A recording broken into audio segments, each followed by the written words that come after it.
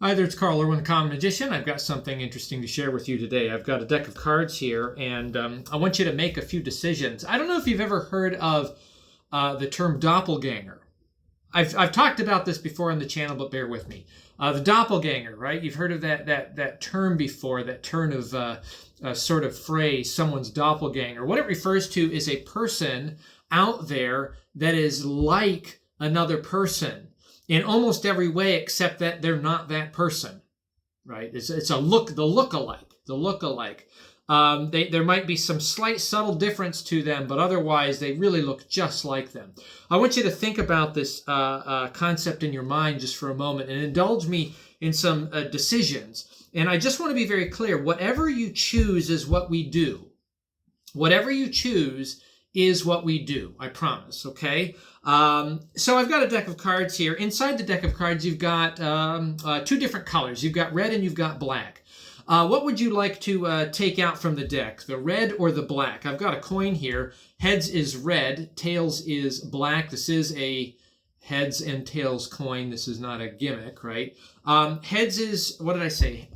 Heads is black, tails is red. We'll say that. Heads is black. So what do you want to take out? Tails. We take out the red cards. The red cards are gone. Okay, so among those black cards, you've got number cards and you've got picture cards. You're holding there. What would you like to pick out? The number cards or the picture cards? Number cards or picture cards? So we'll say heads is number cards, tails is picture cards. Whoops. Try that again. Picture cards. Pick out the picture cards. Okay, so you're looking now at Jack, Queen, and King. Jack, Queen, and King. What would you like to give to me? The ladies or the men? You want to give me the ladies or the men? Heads as ladies, tails as men. Whoops. Let me flip it again. Heads as ladies, tails as men. Heads as ladies. Give me the ladies. So I'm holding these here, and you've got the doppelgangers, right? These are the two that look kind of the same. They're the same in every way, but they're not. They're slightly different. You've got the Queen of Spades, and you've got the Queen of Clubs. The Queen of Spades and the Queen of Clubs. What do you want? Which one do you want? Do you want the spades or the clubs? Heads of spades, tails as clubs. Heads of spades. Go ahead and take it. Queen of Spades. All along, whatever you said is what we do. And I've got this deck. It's been sitting here in full view the entire time, and you're holding the Queen of Spades. And inside the deck, we have the exact match to the card that you're holding. All the way through, we have the Queen of Spades. Queen of Spades remaining among a deck of shuffled cards. Okay, so that is the doppelganger effect. It's kind of a variation on the invisible deck kind of routine. Let's try something else here. Same kind of thing. We're going to make some decisions, and as I said, whatever you choose is what we do all along. I promise you. Whatever you choose is what we do, and we'll keep this absolutely fair. We'll go a little bit quicker though. Let's say in the deck you've got different values, number cards, picture cards. I just want you to pick a value, ace through king, a value ace through king. And I've got a deck of cards here we'll do this with. And you say 6. 6 is your value. And let's try something else. You've got red and you've got black. What do you want? Red or black? Red or black? Whatever. Again, what you choose is what we use. And black. Black is what. So you have a black 6 of some kind. A black 6 of some kind. The next question is, what do you want? Do you want the spades or do you want the clubs? Again, what you choose is what we use, just as before. And we have the spades. So you've got the 6 of spades. Okay. So the question is among the deck of cards, we've got the full deck here. Do you want to use actually just imagine this. You've got a continuum here. I'm going to move my hand and I want you to say stop. Say stop anytime. I'll move my hand. Right here. Now, we can go further. Do you want to stay here or go further? We'll flip a coin. Stay as heads, go further as tails. Stay as heads. You want to stay right here. We're not quite halfway. It's like 4 or 5, right? 4 or 5. What do you want? Do you want 4 or do you want 5? 4 or 5. Heads is 4, tails is 5. Heads is 4. 4 is the number you want. I've got the deck here. Do you want to use the higher cards or the lower cards? The higher cards or the lower cards in the deck? Heads is higher, tails is lower. Tails is lower. Okay, so we're going to go really, really shallow. Maybe not too. I'll give you another shot here. We've got the top group and then the tens group. So like 1 through 20-ish. Do you want to use the first 10 or do you want to use the teens? What do you want to remove from the deck? The tens, the first group or the teens? So we have the heads is the tens, tails is teens. Heads is the tens group. So we'll take those out, or rather the top group. And among them, what did you say? You said 4, right? So this is like really close to the top. Right up near the top. What I want to do, and I want you to watch this very carefully, we're just going to cut off the first 4 cards. 1, 2, 3, 4 cards. 4 cards. And that leaves us in this spot right here. Now, you said the 6 of spades, and all along, you've made your decisions, and we did exactly as you said. Exactly as you said. Yet here we have the 6 of spades. Incredible. Incredible, right? Now, I want to try this again, but this is going to be a little bit different. Whenever you shuffle a deck of cards, the probability that you ever shuffle a deck in exactly the same way twice, anybody in the history of the world, is so improbable it's essentially impossible, right? It's like one chance in a number that has 68 zeros after it. It's never going to happen. However, if you think about the way cards come brand new in the box, or actually in suit order, in numerical and suit order, the chance that any one card will arrive back into its original position in any shuffle is a lot more probable. But it's like one chance in a couple thousand. Okay, that's what it is. It's still quite improbable, but it is a little bit better. I want to try something here. Again, just for the sake of time, rather than make a bunch of choices, look, just name a card. Name any card that you want. 6 of spades, same one again. Do you want to stick with this? It's the same card we just did. Do you want to stick with this or do you want to change your mind? Heads is stick with it. Tails is change your mind. Heads, you want to stick with it. You sure? 6 of spades. I don't want to stick with it. You could, but I don't, just for the sake of present. And I'm not going to re-record this, okay? Pick another card. Ace of clubs. Ace of clubs, okay? So the ace of clubs in its original deck position would be here, right? If you just bear with me and go through this. You have ace, 2, 3, 4, 5, 6, 7, 8, 9, 10, jack, queen, king of spades.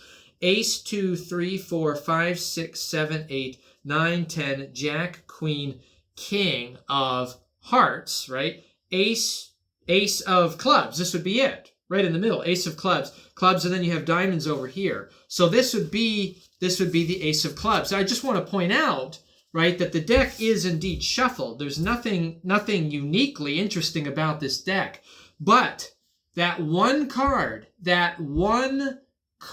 in the deck, one chance in thousands again, that it would be where it belongs in its new deck position. We do have the ace of clubs, exactly where it belongs.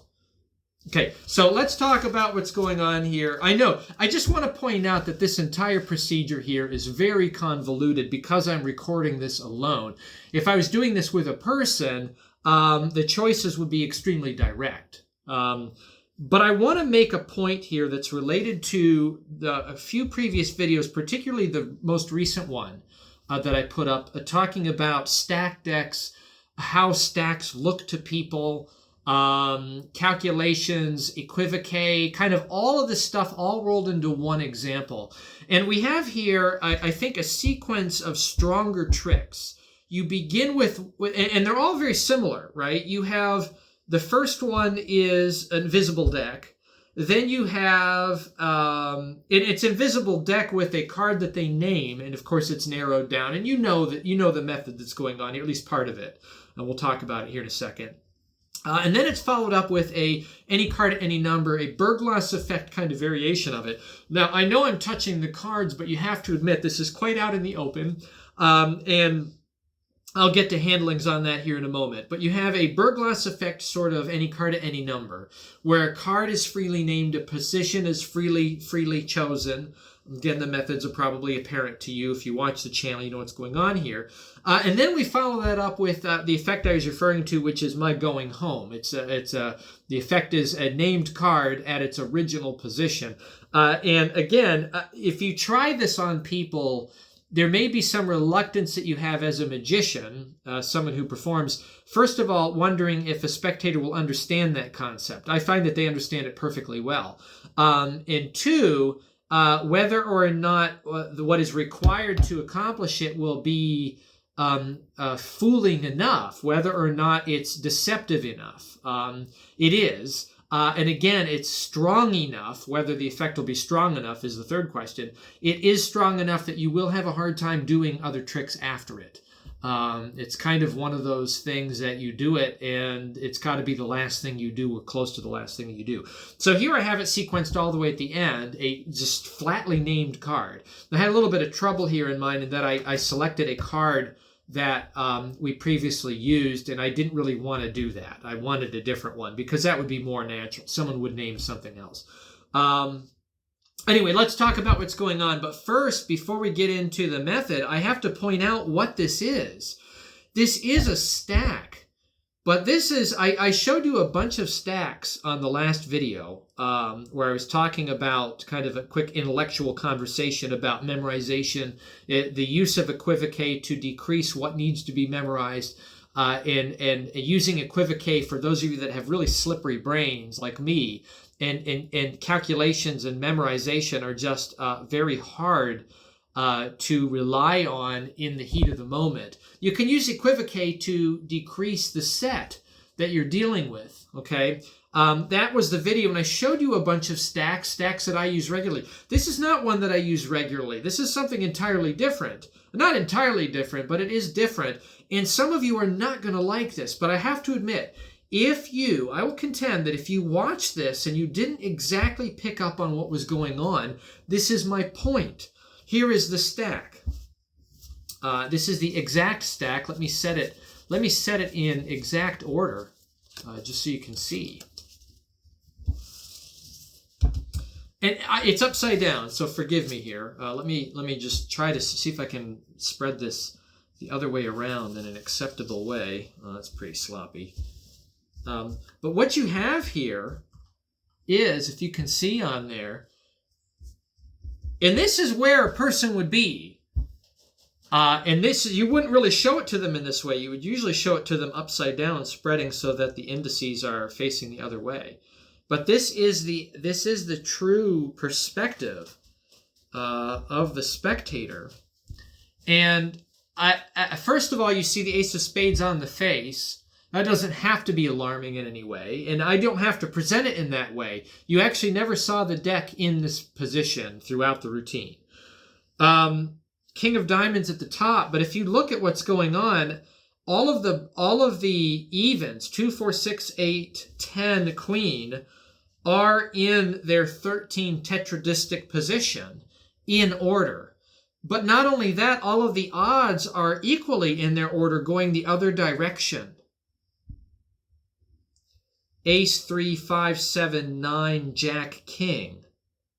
Ace, 3, 5, 7, 9, Jack, King. And they're in suit order. There's not even a rotation of suits.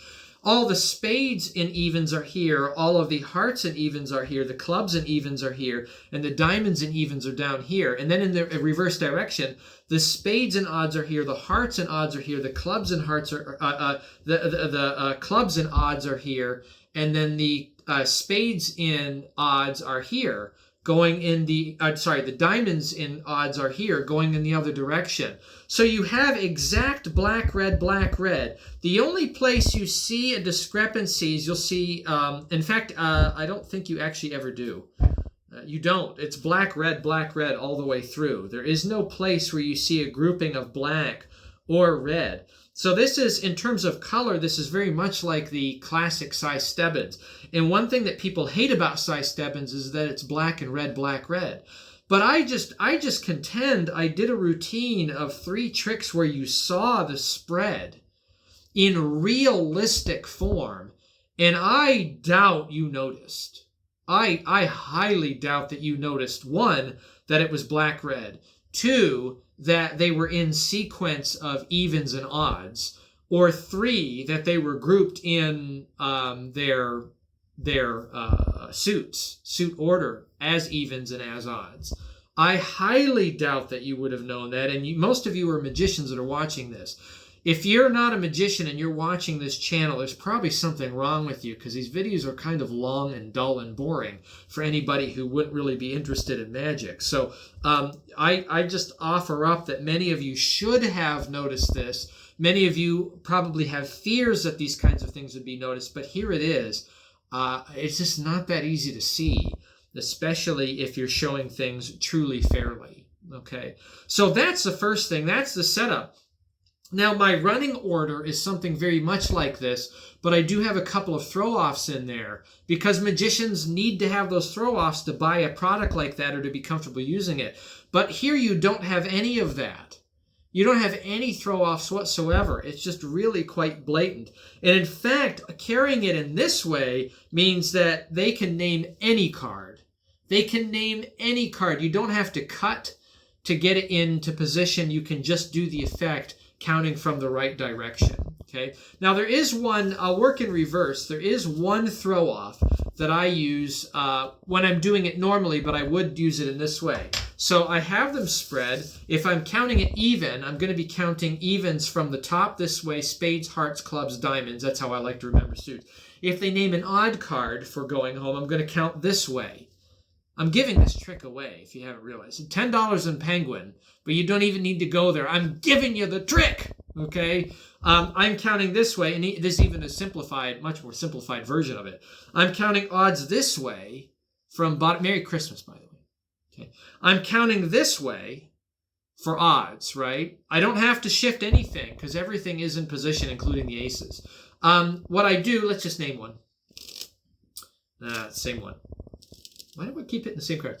8 of diamonds. I'm going to count this way: spades, hearts, clubs, diamonds. Ace, 2, 3, 4, 5, 6, 7, 8, 9, 10, jack, queen, king of spades.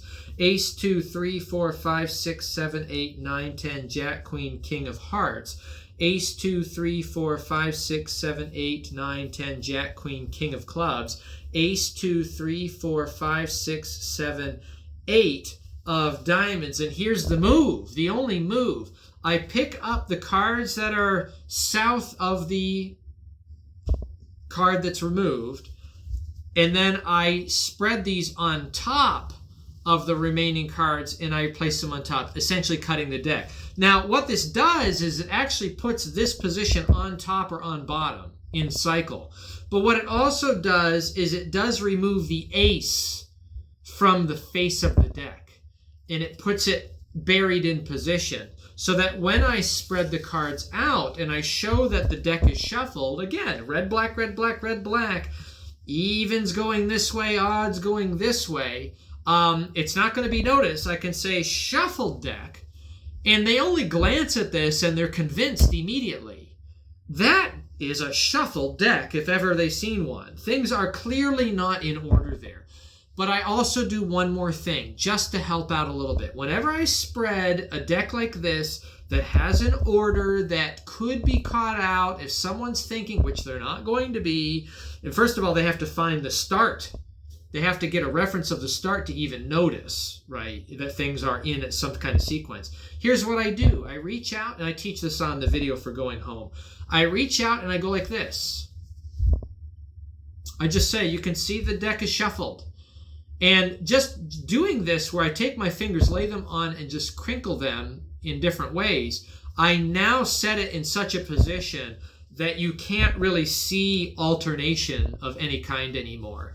That is just shuffled. It's a mess of colors, a mess of suits. It's a mess of numbers and values. I don't need to do anything else. I don't really need to. You could drop these down in groups. It's something I recommend on going home, because some people just need to have that kind of option to them. But really, this is all you need to do. If you're presenting cards in this way, which is very realistic, and I'm still in order, I can just pick up. This is going to be sufficient, and bang, there it is, 8 of diamonds. Now, in terms of sequence, all I got to do is drop this on the bottom of the deck, pick up, and I just need to cut the ace of spades to the bottom, king of diamonds to the top. So I just go through and I find my king of diamonds, ace of spades. As soon as I hit that spot, I cut it and I'm good. I can do false shuffles of any kind that I want. Doesn't really matter, whatever kinds of false shuffles you like to do, false cuts. And I can always have the deck shuffled and ready to go. So that's working in reverse. Now, the second one, the Burglas effect, any card at any number. Some of you will say this isn't the Burglas effect because you dealt the cards, whatever. Someone else could do this. I do suggest that Ozzy Wind in his ACAN, which many would say is as close as you get to the Burglas effect in the most direct way right out of the box. In almost every way that he presents it, and he doesn't have to, he spreads the cards and he uses the spectator's fingers and counts like this. That is sufficient. You don't have to count the cards face up. If you really want to, you could for this, and I do argue that no one would notice. I just want to show you this. Here is the one problem, and if I'm in the top group and I don't manipulate the deck, if I don't make a cut, which is how I did it in this, here is what you end up with. 1, 2, 3, 4, 5, 6, 7, 8, 9, 10, 11, 12, 13, 14, 15, 16. The first sequence of 10 cards, the evens are going to be in the position you're calling out. I will be honest with you, doing that is not necessarily noticed. It's not necessarily noticed, okay? So you could deal them face up if you really want to. But really, it's pretty safe even doing that. But to just alleviate any concerns, I just go from spread. And I count. So I've got my stack in that order. Ace on the bottom, king of diamonds on the top. And what I'm going to do is I'm going to ask fairly for a card. There's no equivocate on the card. So the question is why bother asking questions to have them pick a card? Well, there's two really good reasons for it. Because on the very first effect, which we'll get to in a minute, the invisible deck effect, that presentation of it, used equivocate for the card. If I do this in such a way where they're actually selecting the card and there is no equivocate, I create that shell of truth around the first effect. Because to them, it feels like they're doing the same procedure again, but it seems absolutely fair and there's higher scrutiny. And it's saying, my goodness, this is fair, right? And it makes the first effect look fair. But also I'm doing this because I'm going to need to use equivocate for the number. I have to use equivocate for the number, okay? So when I equivocate for the number, it's easier to use equivocate for the position in the deck. When I go to do that, I've created a shell of truth in fair selections at the beginning, which allows me to ask just a couple of questions that are a little bit flim-flammy to get what I need, okay? And to do a force, a continuum force, which you may not need to do. We'll talk about situations where you may not need to do it.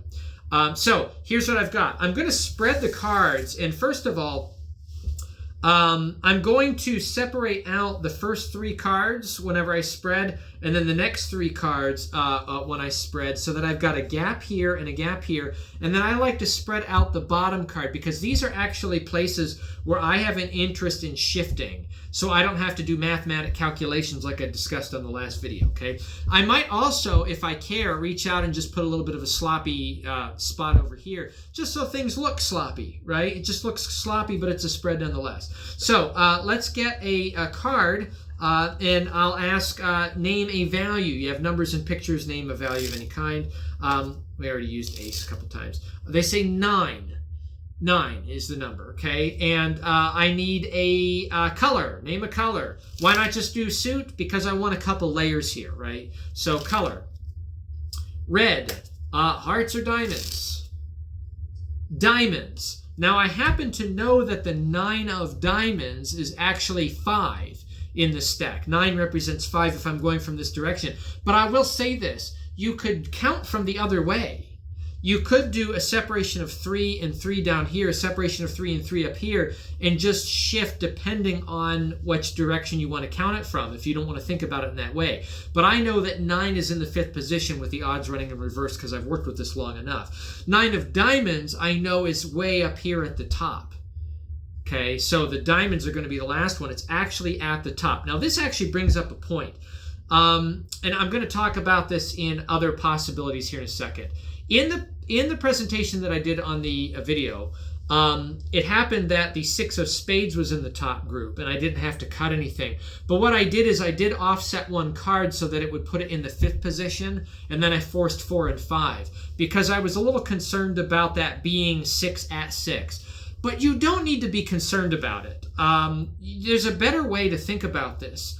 You know, there is such a trick as the card trick that can't be explained, or mnemonicosis, right? Where Tamaris would have a card named, he'd say, and that value would be at count 1, 2, 3, 4, 5, 6, 7, 8, 9, and then it's there, or whatever. You know, you can do that kind of a thing. In the case where I had the even number that was in the top, and it was at 6, I didn't have to do all that. I didn't have to ask for a number at all. I could say, that's your card, fair selection. What was the number? 6. Count 6. 1, 2, 3, 4, 5, 6. Boom, there it is. And that effect is mnemonicosis.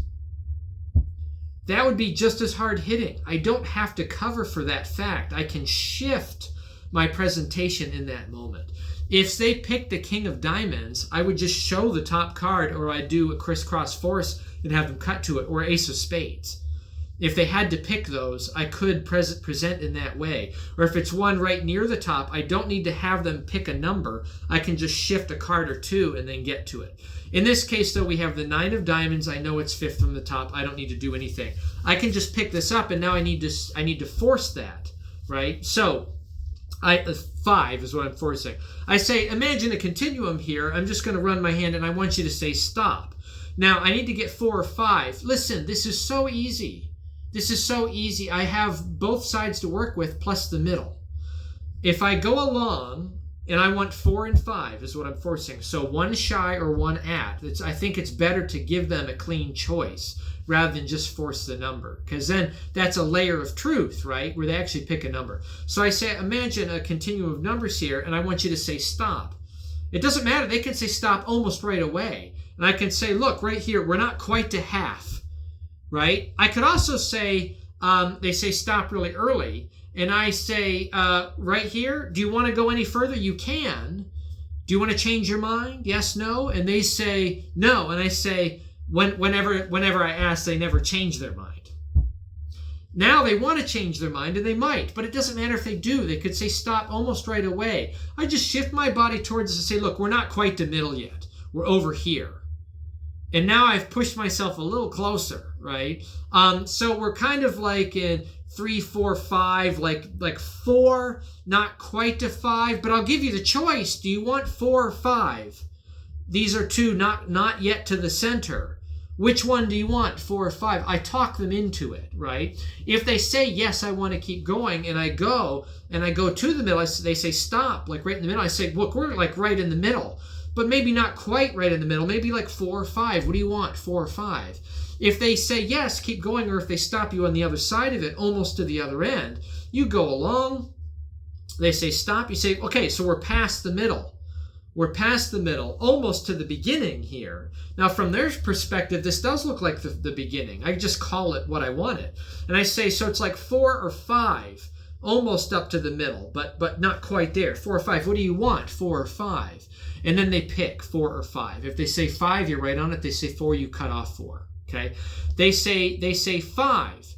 Now, I could just go right with that. I didn't have to do what I did before. That might be a good place to stop. They've made a free selection. That's how they ended it. Free selection. I showed you this other option. I actually slipped up in my words in it. And I showed you that you can even recover when you slip up. Because I said, what do you want? And that's not what I should have said. I wanted to say, what do you want to remove or take out or pick out or whatever for my equivocate. But here I can just stop and say, great, count 5. 1, 2, 3, 4, 5, bang. And I'm there. Again, mnemonicosis. I don't have to do this exactly like Bergloss effect, any card at any number. But let's say that I do. Okay? The equivocate choice that I have here is going to be the singles or the tens up through the teens. So I say, do you want to use the higher cards or the lower cards in the deck? Now this could mean higher meaning near the top, or higher meaning higher numbers near the bottom. It's a multiple out, right? Multiple outs are part of equivocate. It's part of the ambiguity. So it doesn't matter what they say. They say higher. I say, great, these higher cards near the top, so let's say within the top 20. In fact, you've got like the single digits or the tens position up to 20. Do you want to remove the singles or the tens from the deck?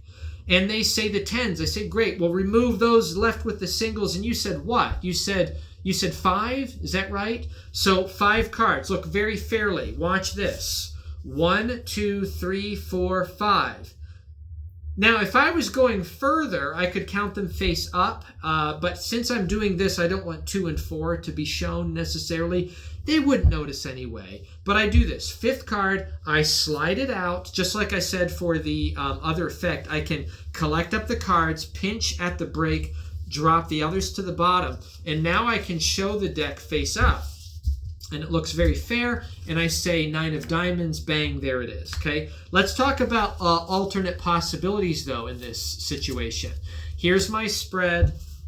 First one separated, top 3, top 3. Let's say they said 9 of hearts, which is going to be over here. It's going to be the 5th in sequence where the hearts are at on this side, because remember, it's spades, hearts, clubs, diamonds. 9 is in the 5th position going this way. And again, you can think of this in terms of cutting 3 from the bottom and going the other direction if you're thinking of odds that way. There's a lot of ways to handle this. But what I need to do is I need to cut 6 cards to get to the math on the third one, which is going to be, if I think about it at 25, first, second, third, first, tens, 20s, it's not actually at 25, but if I do an offset, I'll put it at 25. I need to remove the 3 for the offset for the first group of 13, and then 3 more for the offset for the second group of 15. So that's why I did the separation where I've got 3 and 3. What I do is whenever I talk about the number next, remember 9 of hearts, 25 is what I want to put it at. I'm going to collect the cards, and rather than doing mental calculations in my head, I'm going to do it physically. Now, I just have to remind you that one of the greatest performers of any card at any number is Danny Day Ortiz, and he has his hands all over the cards all the time.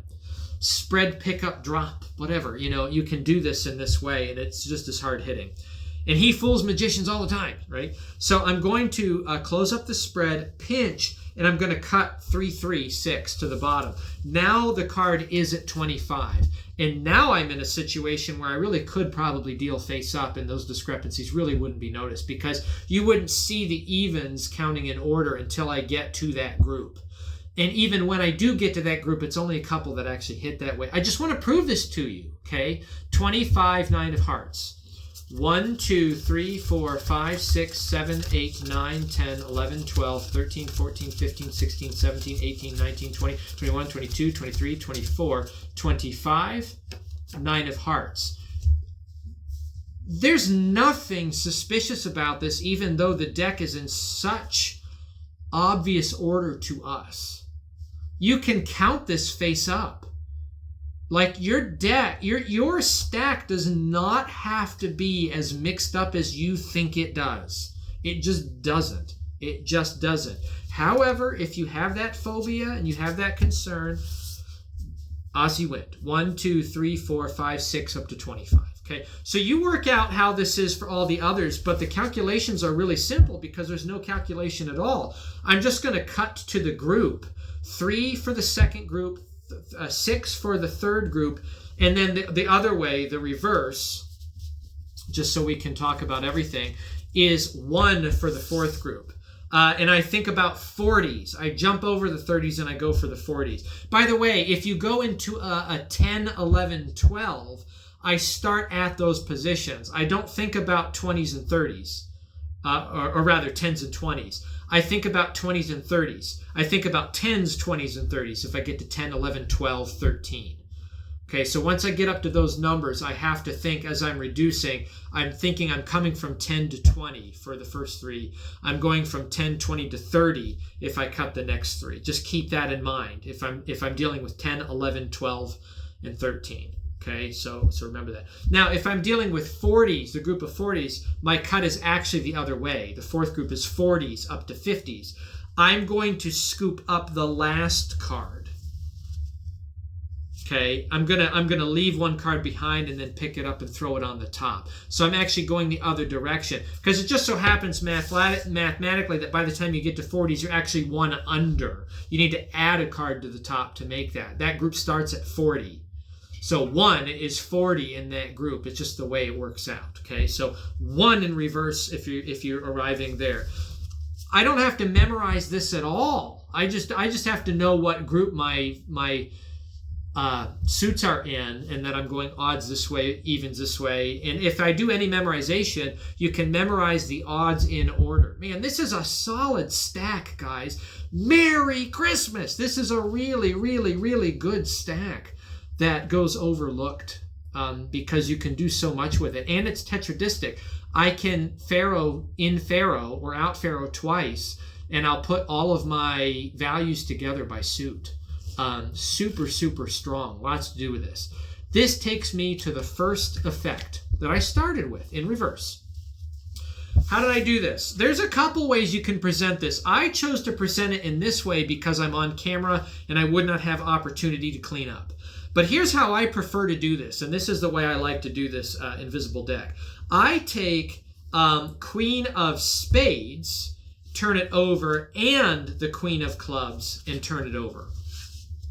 They're separated by a large chunk in the middle. And then what I do is I just take a couple of cards from the bottom and throw them on top, just so that I can fairly show the bottom and it's not suspicious in any way. But you don't even have to do that. You can just leave it. But what I've got here is a situation where I've got the Queen of Spades will show up if I spread in the top shallow. And I can go pretty far and show the rest of the deck, which nobody's interested in at that point. Or I can turn over and I can spread from the bottom. This is why you might want to remove that card, because when you spread, you don't necessarily want to see ace 3 that way, right? So it just gives a little bit more of camouflage here. But again, it probably isn't necessary, right? But I turn it over and I can spread, and I'm going to hit the ace of, or the Queen of Clubs on the bottom, and I can show a large chunk further. Now, what I would need to do is I would need to clean up. I would need to spread angled at the spectator to the other one and do a turnover and get it flipped over. But I didn't want to have to do that on camera. I wanted things to be a little bit cleaner here. So I go with, and by the way, it demonstrates just with the power of words. If I say doppelganger at the beginning, that is a multiple out from the onset. I have used language to give myself equivocation on terms, and it's in the richness of the language that I get my equivocate. It's not in the choice of the spectator. It's in the meaning of what I'm trying to convey. So I did this with just the one card, but here you could do it with both and get a dead-on hit to the card that they arrive at, and they get a free choice at the end. How does the equivocate work? Cards are sitting in the box. You've heard of the term doppelganger, right? It's a person that looks like blah, blah, blah, blah, blah. Explain what that is, but it's not exactly them. And it's in that meaning that I can get an out on this. So I say you want to remove the reds or the black cards from the deck. Remove is an equivocation question. It's a multiple out. They say red, and I say, great, we'll take out the reds. Now, among the black cards, you've got number cards and picture cards. Do you want to pick out the number cards or picture cards? It's actually the same question, but because I'm saying pick out and from a spread, I can use it twice because the geography has changed. What do you want to pick out? And they say the number cards. I say, great, we'll pick out the number cards. We'll remove them. I say the same thing again. If they say the picture cards, I say, great, let's pick out the picture cards. And you're looking at these queens, jacks, and kings. Do you want to give me the ladies or the men? Give me means focus on, or give me means discard. That's the next level of equivocate. Okay, so you can see how this can work. It's all pretty clean. It really is, given the fact that I'm going to be doing a lot of other things. And plus I have an out here on that term in terms of doppelganger, right?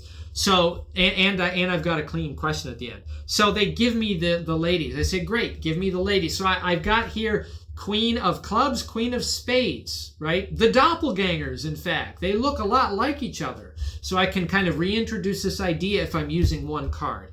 If they take the club, I can say, great, you're now holding the doppelganger for the Queen of Spades. And then I can present that. That's the out. I don't have to have the other one in there. But if you want to go with a dead on and say, you've chosen the Queen of Clubs, let's try something. Why don't you take the Queen of Clubs and we're going to put it back in the deck face up. Now I want to show you something. Turn over. In this deck that I have in the box, I've got one card that is facing the wrong way out of all the cards in the deck. And it happens to be the Queen of Clubs, the card that you're thinking of, the doppelganger, right? The lookalike to the one you're thinking of. I can explain it in that way. Now going on from here, again, like I said, you just put it at eye level, eye line level, get to that card, and then you can just do a turnover and put it back into position. It doesn't matter. Or just use the one card I showed you. It's okay to do it that way because the terms allow you to present in such a way that I can have an absolute hit on that one card that I have, just because the premise aligns with it. Here's one other perspective too on this queen force. You could carry your deck. I like to keep jokers with my deck because you can use jokers for various things. And I often like to keep the jokers in my stacks facing the wrong way. And often I will position the jokers around something like the Queen of Hearts, where if you ever get that moment where someone names the Queen of Hearts just freely, you have an automatic revelation because it's sandwiched between two jokers facing up. But here's a situation where I could have one card, let's say the Queen of Clubs, facing up near the bottom, in the bottom half, and then I could have the Queen of Spades sandwiched between face-up jokers in the top, and then I have two options for revelation. It doesn't have to be necessarily that the card is face-up in the deck. It could be that the card is sandwiched between the jokers, and I can show the top and show that sandwiched card. Or if it's the other one, I could show the cards face up. But also with this doppelganger premise, thinking about the meaning of words, I can have a situation where you have a revelation and a kicker, right? So I could show one, call the trick done, square up the cards, do an additional effect with the remaining card that is thought of, either the doppelganger, because I've set that premise, and then have it appear in another state, right? So it could be the card sandwich first, and then after a brief interlude and explanation, and then some kind of a magical moment, show the other ones turned faced up.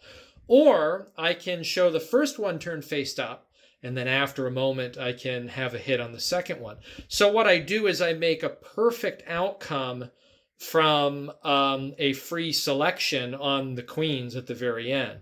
I deal with the one they name to give the out, and then I deal with the one they didn't name as the doppelganger. Now, you might think that someone could reverse engineer this to understand that I could have gone either way. Let me just tell you, people just don't think that way. Magicians think that way, and they only think that way after some consideration. But given all the layers of the effect, the spectator does not appreciate the possibilities of reversing these revelations and using both revelations. They don't really understand that. I've talked about Mark Paul's Burglas effect card magic using a particular kind of deck of cards. And that operates on that, where he has essentially outs on all thought of cards from a spread. And you can do one out and do another out and do another out and go right down the line for cards thought of and have a half hour's worth of magic. And no one really reverse engineers the fact that, well, wait a minute, you just had a revelation for any card and you could have done this at any time. See, people don't think that way. That is really solid methodology to have multiple outs for various, essentially the 52 outs concept. Okay, so just another thing to think about if you keep jokers. Position your jokers in the deck. And for another reason, if you sandwich a card that could be advantageous, or you have an effect for that particular named card or equivocate forced card or forced any other way, you also now have the jokers in the deck facing the wrong way, which means they're easy to find. So under the pretense of removing jokers, you can spread the cards, take the jokers out, pick up the spread, and shift it any way you like to reorder.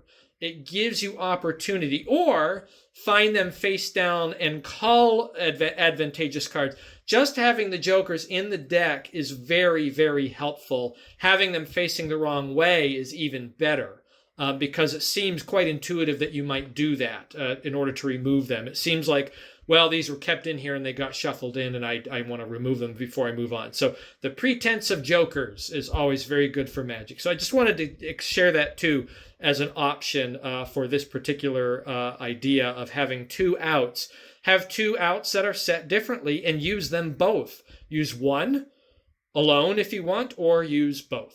You have either way. So that's the working in reverse. That's the last effect. So I've got the same stack for everything all the way through, and I just have to manage whether or not I cut the ace of spades to the bottom, king of diamonds to the top for various kinds of presentations. Lots of ways to work with this. Lots of possibilities in terms of presentation. If one thing is more advantageous than another, if you have, for that Burglas effect, Acan, they pick a card that's close to the top.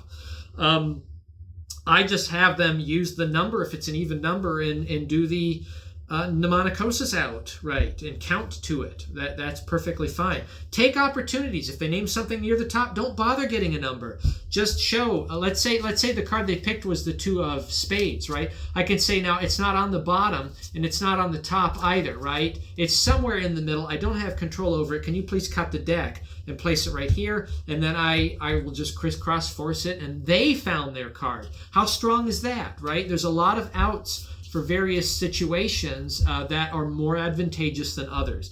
Man, this is a lot. Some of you may look at this and at face value, this is why I think it's important to perform it first, is because you get to see what the possibilities are. But if I just explain this, a lot of you would say, nah, that's too shady. This stack might be the only one you ever need. You can do a ton of magic from this. I mean, there's so much more that you can do from something like that. And it's about how you present the cards. It's about showing that the cards are mixed up. This is shuffled. You don't have to give long analysis. I want you to stare at this deck and really analyze it and make sure that it is on the up and up. And first of all, if you had a normal spectator do that, and even many magicians, they may not necessarily even notice anything about it, especially if they're pressured, right? But it's not about giving them ample opportunity to find out how you're doing the trick. What kind of magician are you? I don't understand that. It'd be like saying, first of all, I have a method at work here. I want to see if you can find my method. Nobody does that. If you have a method at work, you always give some kind of indirection to it, right? You say, I want you to analyze, I want you to check and make sure that everything is okay with this other thing that has absolutely nothing to do with what I'm really doing. That's a magician. That's what good magicians do. I mean, what kind of magician are you? Right? Are you a good one or are you a lousy one? That's a question. Okay? Don't have them analyze the things that are shady. Have them look at the things that are not shady, and have them look at them in such a way that the shadiness is completely hidden. Right? This is how I would have them look at this deck. You can see that the cards are completely shuffled. Nothing is in order. Everything is clear. I want you now to make some decisions. That's how you do this. You show, you shuffle, you don't care, you let it sit there, okay? And then you move on. And whenever you spread in such a way, and you only give enough time for them to get the idea and the assumption that everything is clear, and then you pick it up. The illusion is what you're after. The illusion of what you are saying is there is what magicians do. We don't actually give fair opportunity to figure out our tricks. Never give them a fair opportunity to figure out the trick. Always hide the method, obviously. So there you have it. Merry Christmas again. If you don't celebrate Christmas, I do. So here's my gift to you. In the spirit of my celebration, right? Good luck with this. Happy magicking.